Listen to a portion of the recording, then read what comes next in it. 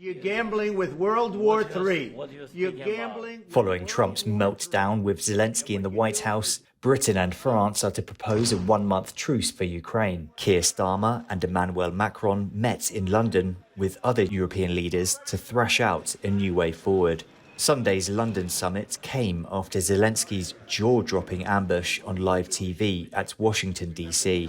You're in no position to dictate what we're going to feel. Europe is looking to organise itself against Putin and put an end to Russia's invasion. Britain and France are planning their own peace deal in Ukraine that would cover only the air and sea, Macron told French outlet Le Figaro. It's the latest in a flurry of diplomacy trying to keep Europe united against Russia and keep the US engaged, as Donald Trump wants the quick solution. Macron said the French would only be deployed in the second phase of the peace deal and no European troops on the Ukrainian soil in the coming weeks. Макрон носится с какими-то...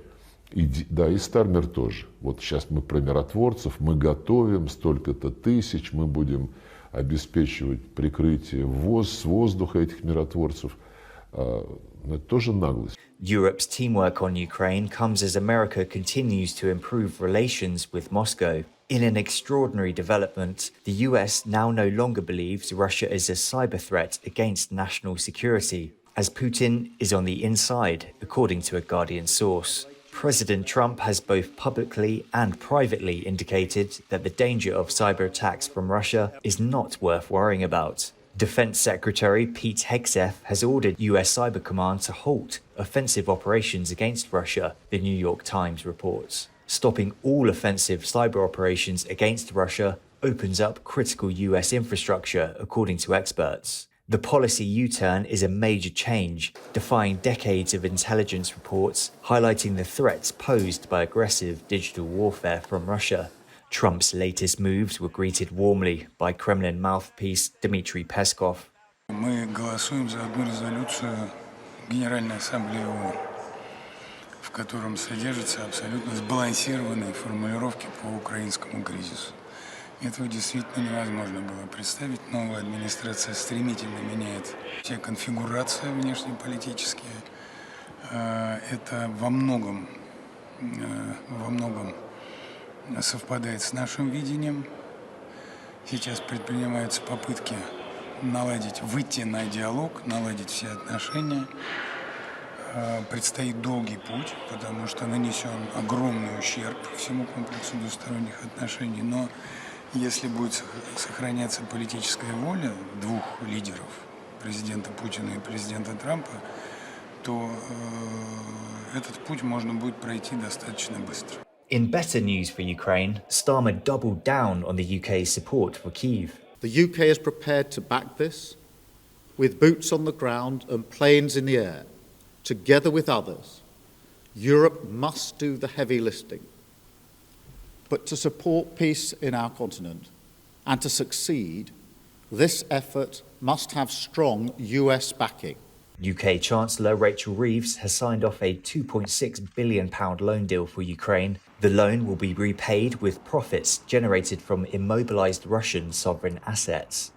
Signed the UK-Ukrainian Extraordinary Revenue Acceleration Loan Agreement worth £2.26 billion as part of our unwavering and ongoing support for the Ukrainian people as part of the G7 loan agreement. And as you know, those loans will be paid back, and rightly so, with the profits of the immobilised sovereign Russian assets. Starmer continues to back Ukraine as strongly as he can. Today I'm announcing a new deal which allows Ukraine to use £1.6 billion of UK export finance to buy more than 5,000 air defence missiles, which will be made in Belfast, creating jobs in our brilliant defence sector.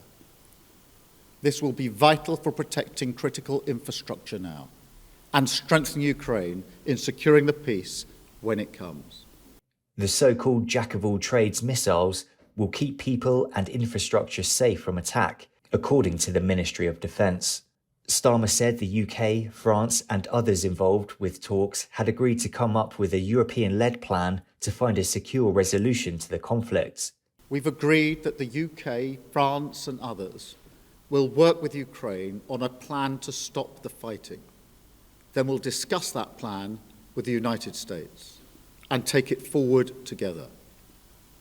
The purpose of today's meeting was to unite our partners around this effort, to strengthen Ukraine and to support a just and enduring peace for the good of all of us.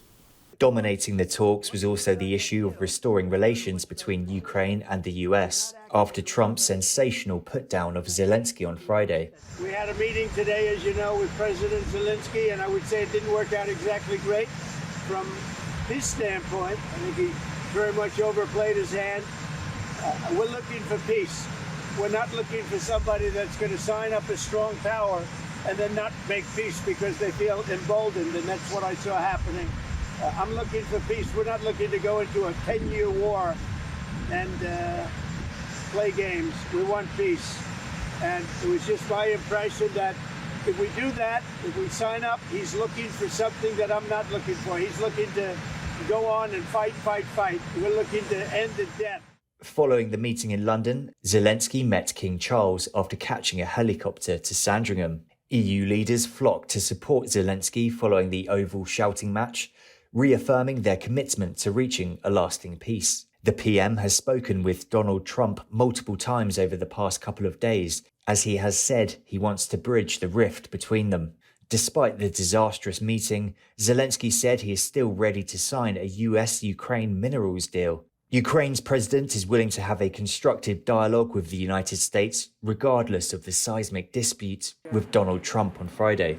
Zelensky was forced to leave the White House early without signing the planned minerals deal. During his meeting with reporters at London Stansted Airport on Sunday, he replied to a question from the BBC, "I just want the Ukrainian position to be heard. We want our partners to remember who the aggressor is in this war." The reason I've been forward-leaning on this is because I want to avoid conflict, because I do not want conflict in Ukraine, in Europe, and certainly not in the United Kingdom. I want stability in the United Kingdom. The way to ensure that stability is to ensure that we are able to defend a deal in Ukraine, because the one thing our history tells us is that if there is conflict in Europe, it will wash up on our shores. And already in the last 3 years, what's happened in Ukraine has had a massive impact on many working people back here in the United Kingdom, because their bills have gone up, their energy bills have gone up. There's been an instability in our economy caused by that conflict.